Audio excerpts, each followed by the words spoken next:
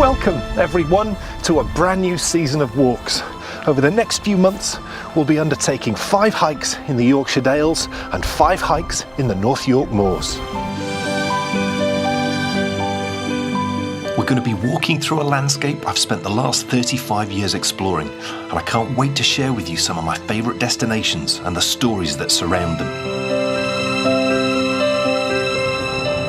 From mysterious castles to beautiful forests and long forgotten villages, in this series we're going to undertake some wonderful adventures. But where are we heading today?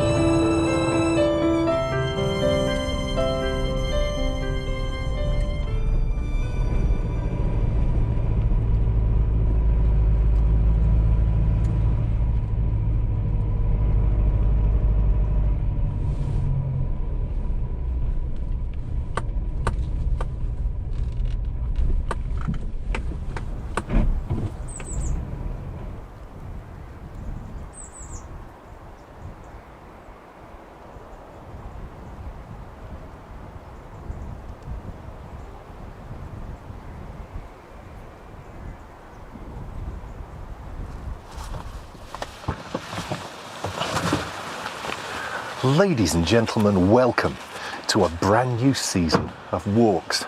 Now, we're starting right here in the North York Moors National Park. And this is actually Whorlton Moor. It's a place that has captivated me for years, but would you believe I've never actually walked here? About 25 years ago, I used to drive past this spot on my way to work quite regularly. And the ancient ruins that lie all over this landscape drew me here like a bee to honey. So one weekend in the late 1990s, I decided to come up here to take a look. And this was before the time of sat-navs and OS maps that direct you to exactly where you want to go. So after a few wrong turns, eventually I got here, and my goodness, was it worth the wait. Just take a look at this.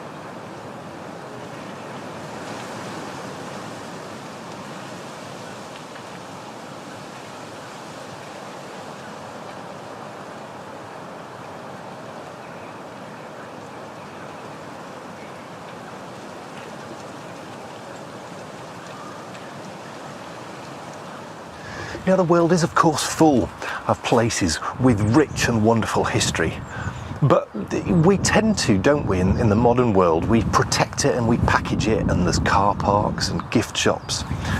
And I think that's what makes places like this so special, because when you come here to Whorlton Moor, none of those things have happened.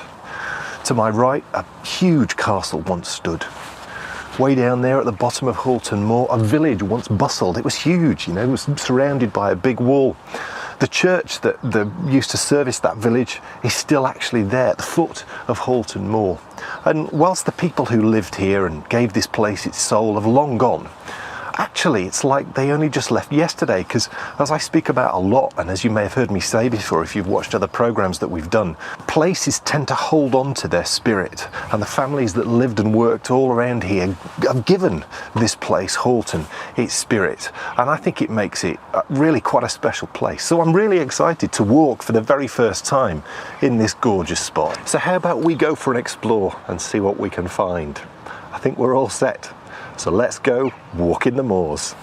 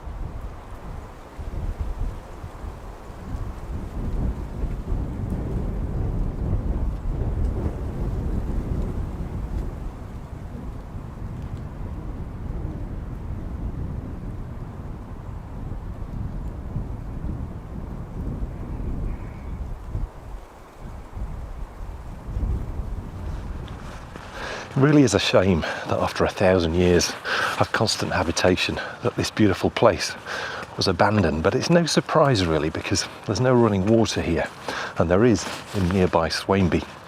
But one thing does remain: the church, and it's one of the most gorgeous churches I think I've ever visited before. Should we take a look?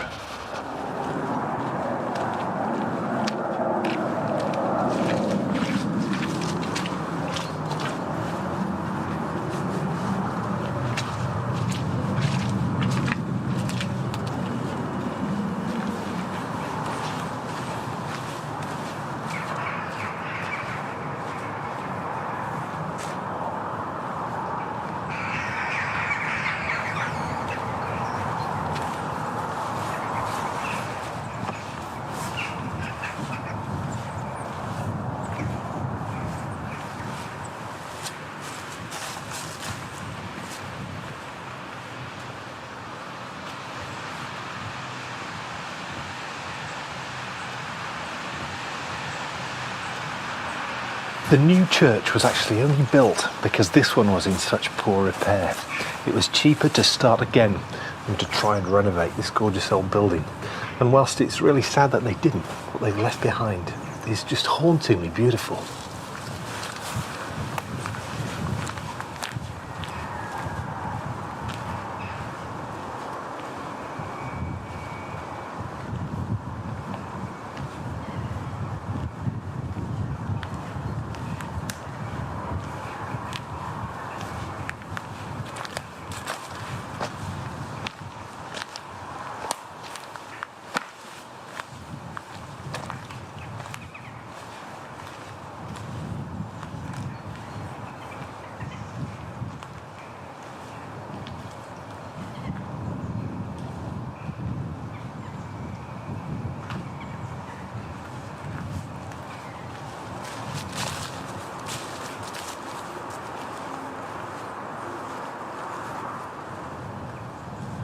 There was actually a Saxon church built on this site before this one, but unfortunately nothing of that one remains. And what remains of the original from this church? Well, it's these gorgeous arches that were built in around 1090. They once would have held up the nave, which is now all gone.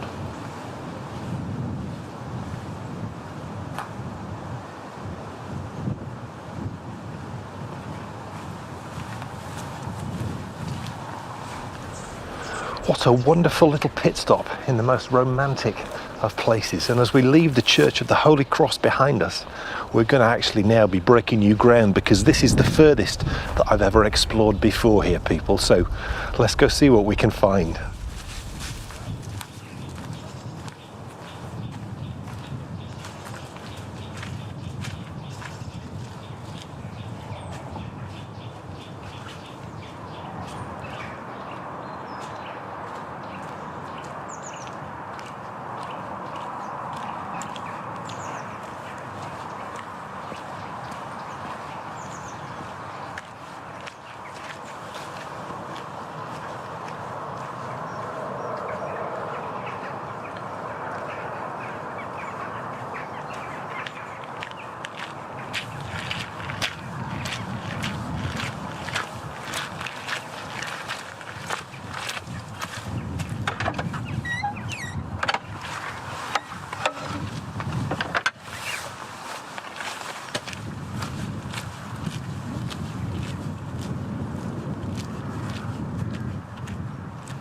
Now, it's time we addressed an issue. What is a moor and what is a dale? Now, I know this is something a lot of you have been pondering on, and people in the UK will most probably know. Whoa! Let's see if I can stay upright as I do my best drunk walk. Well, a moor is the land that normally appears in sort of upland areas, so on the top of hills and on the top of mountain ranges. It's normally got lots of heather on it, and probably not a lot of trees, because there's probably quite a bit of wind blowing up there. So that's a moor. And a dale is the valley created by a flowing river. So Why are we walking the moors today? Well, it's because we're walking in the North York Moors National Park, and it's called that because the North York Moors National Park has got the largest collection of heather moorland in the whole of the UK. And hopefully, certainly in this series, but hopefully today as we climb higher up, if I can stay upright, you might get to see some of that heather moorland.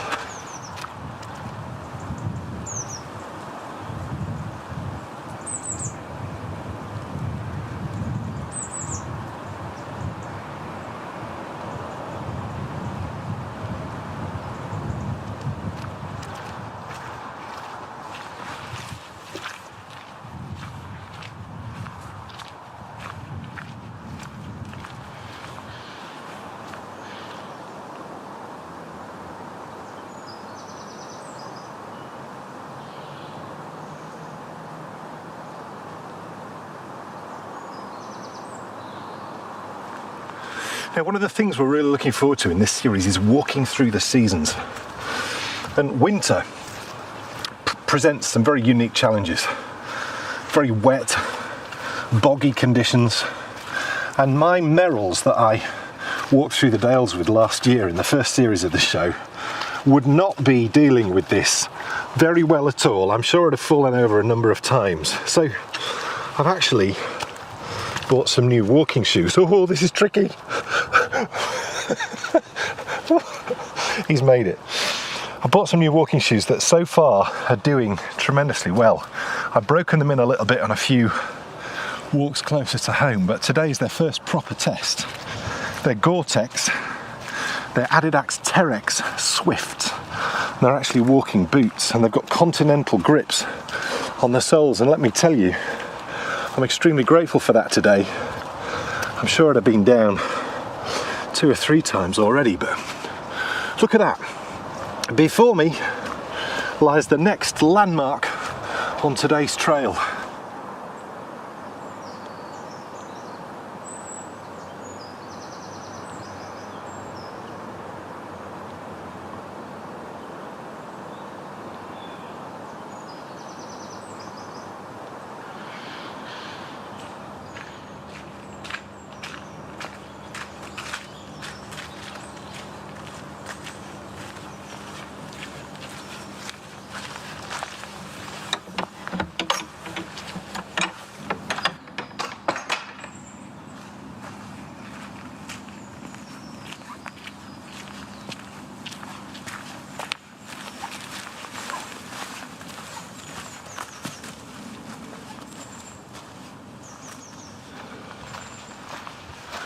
Welcome everyone to Hall Hill. Now, I have a feeling that this is going to be a little bit of a climb.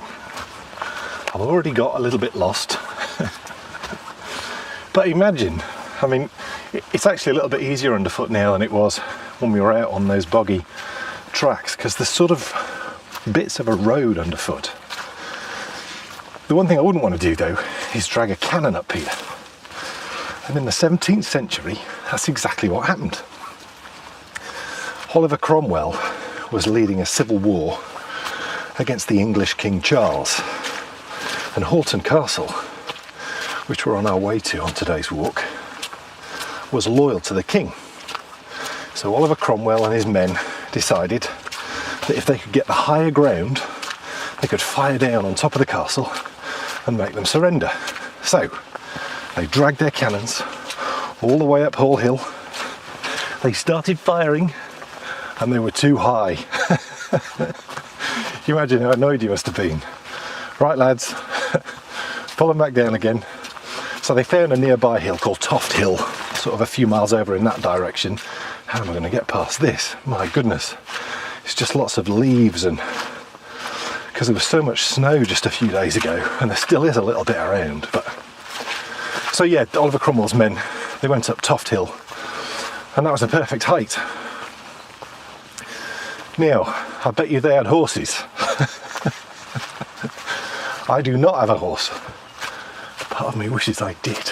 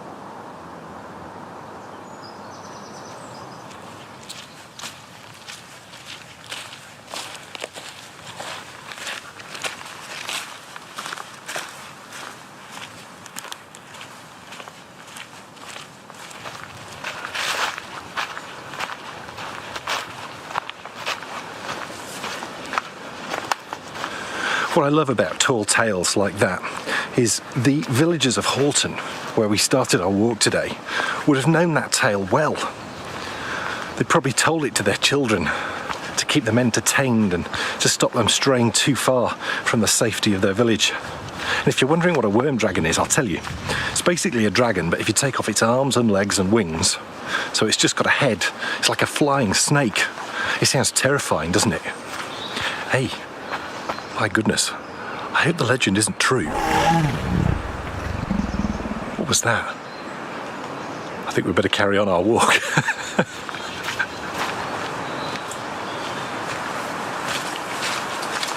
I can negotiate this fence.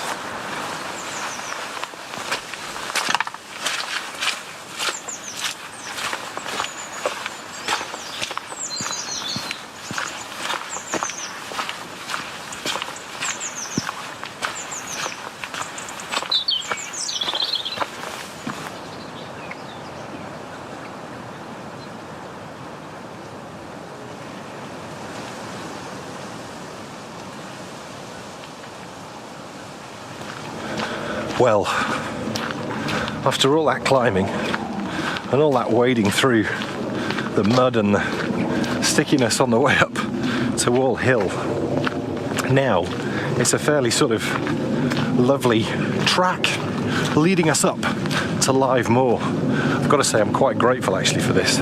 It's feeling much more pleasant on the knees and my shoes aren't being taken to the limits of their capabilities. I've got to say though, so far I've not sprung a leak.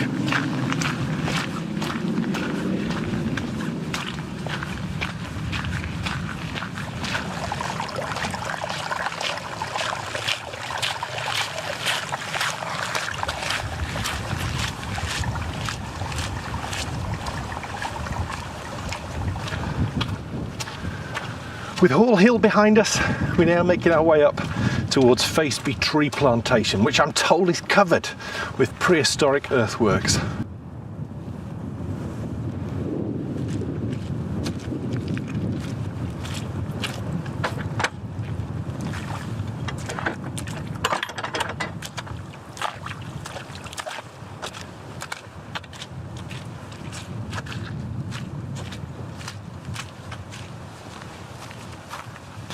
Over to my left and behind me there is Live Moor. It's absolutely full of walks and history. There's prehistoric cairns up there and barrows and all sorts. Unfortunately, in today's weather with the snow that we've had, it would be just virtually impossible. So our walk's going to take us off this way. But I'll send Kevin up and you can have a little bit of a closer look.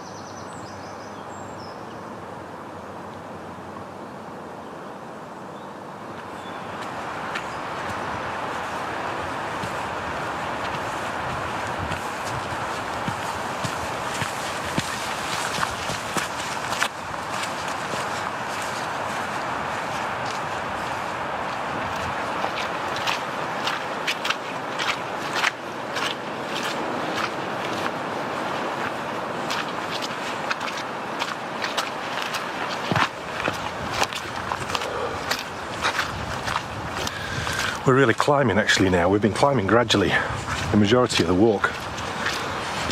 It's quite good really because it is a gradual climb. So it keeps you warm, and it constantly means the views keep changing. I've got to say though, it is particularly changeable and treacherous underfoot. And the more I walk in these shoes, the more I'm impressed with them.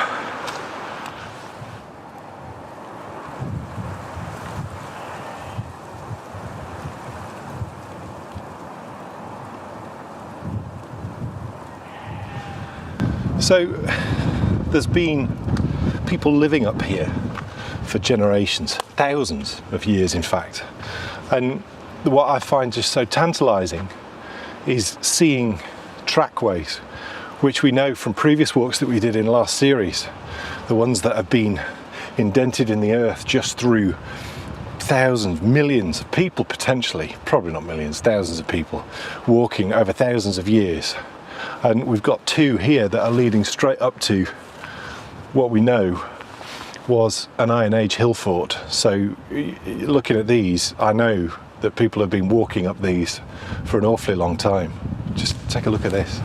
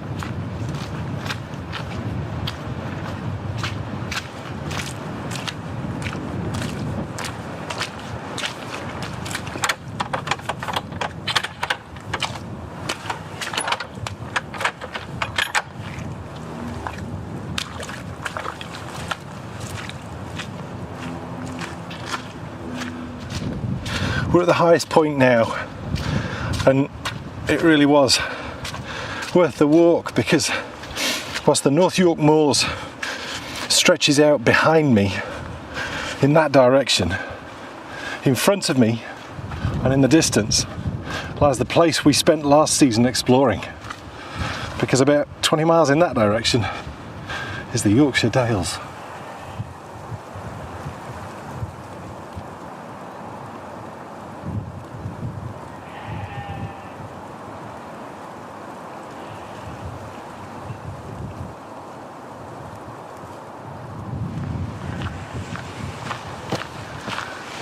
Got my sheep friends down there. I think they might be Swaledales, but I can't quite tell. They've been keeping me company though.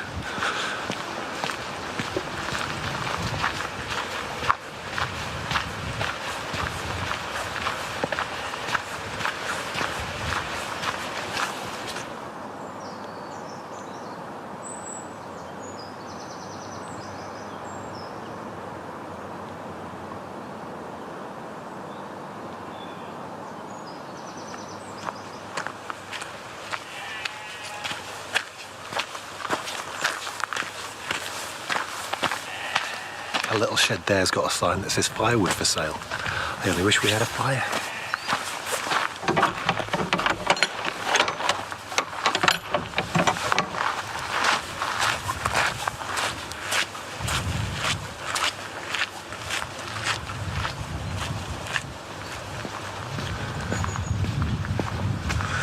As we branch off the forest trail, we're making our way into the tiny hamlet of Huthwaite Green, and this is Scugdale. Now this is a place with a little secret, except it's not a little secret, it's a big secret, because, ooh, crumbs, in the, I think it was about 1820, 1830, a man here was born called called Harry Cooper. And Harry was 8'6" tall. Now, at the time, it was thought that he was the tallest man in the world. And there was only one man who could offer you a living at that time, and his name was P.T. Barnum. So that's where Harry went. He left this tiny little place, went off and joined P.T. Barnum's circus, and he toured the world. He died in 1900. He's buried in Calgary in Canada, but his story started right here in Huthwaite Green in Scugdale in the North York Moors. You would not expect, would you, such a tiny place, there must be 10 houses, to have spawned such a famous son.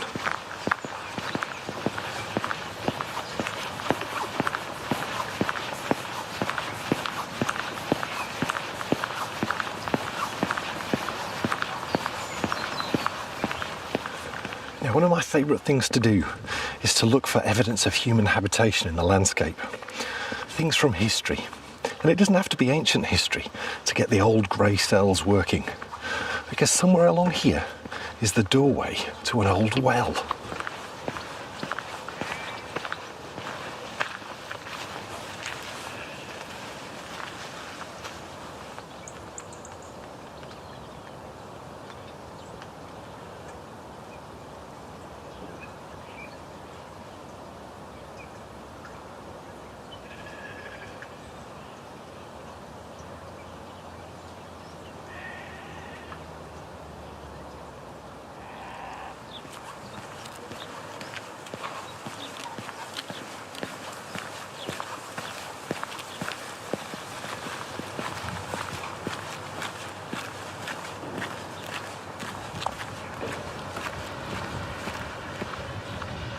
Try as I might, I've not been able to find any references at all, really, to Harpleys Well. It's marked on the Ordnance Survey map, and there's the door with a mysterious sign over the top of it. So the questions really are boundless, aren't they? Who was Harpley? Were they important? Is that why their well is marked on the map? I think, though, what's probably more likely is that, as we found out, there wasn't a lot of running water in this area if you go back 200, 300, 400 years. And I'd be willing to bet that Harpleys Well was the place where all the houses that are sort of directly around it, up and down Scugdale, used to come every morning to pull off some water so they'd have some fresh water for the day. Of course, we'll never really know. What a tantalising echo from times past.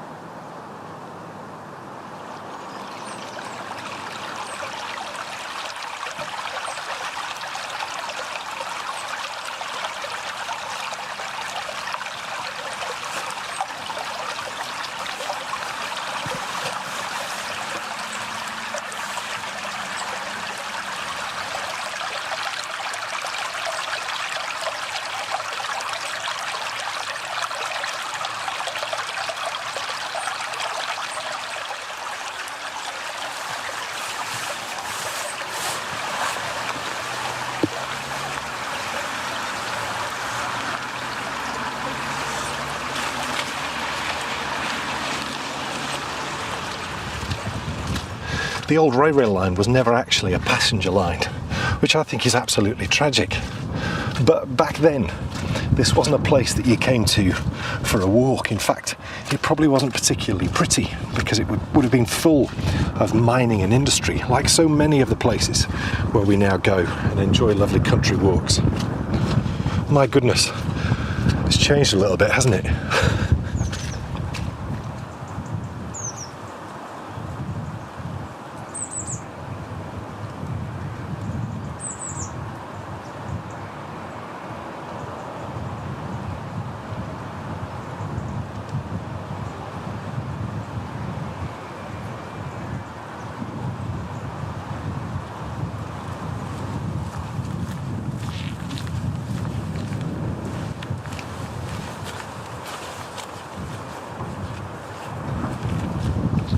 And so we started our walk today at the abandoned village of Whorlton.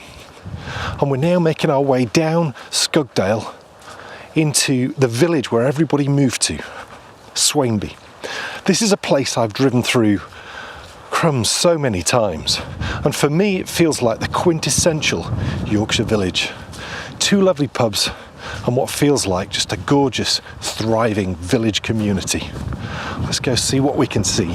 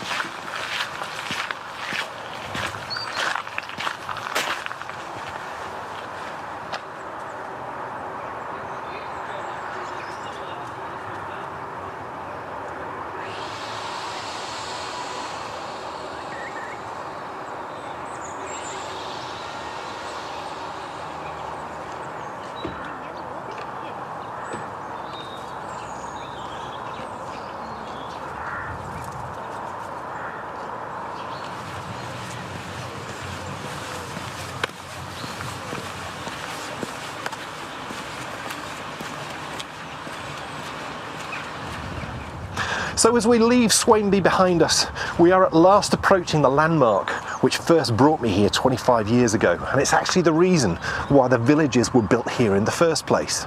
In 1066, William of Normandy arrived in England to claim the throne, and he installed his most trusted men in key points across the country to really stamp his control and to install himself as King of England. Now, to do that, William and his men of Normandy built something which would go on to dominate the landscape of Great Britain for hundreds of years to come, because William loved to build castles.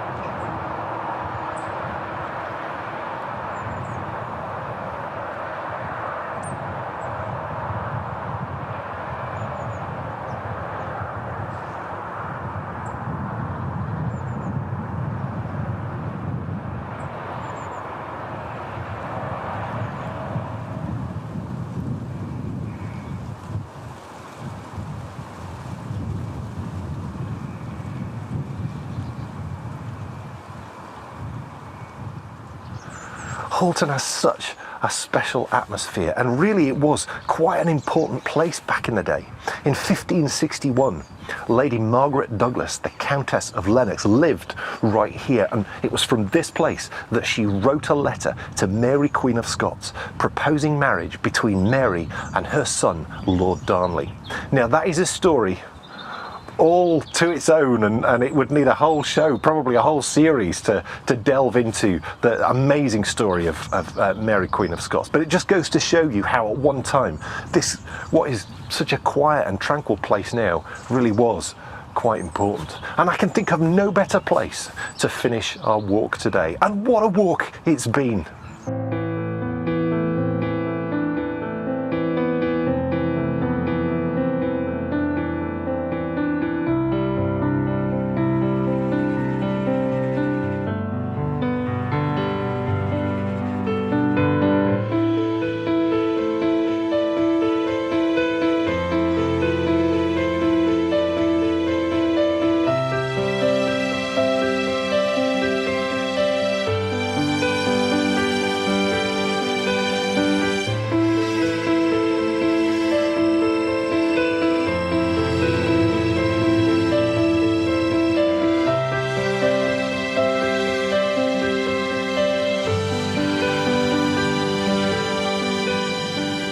Folks, this has been a walk I've been destined to do for years, and my goodness, it didn't disappoint.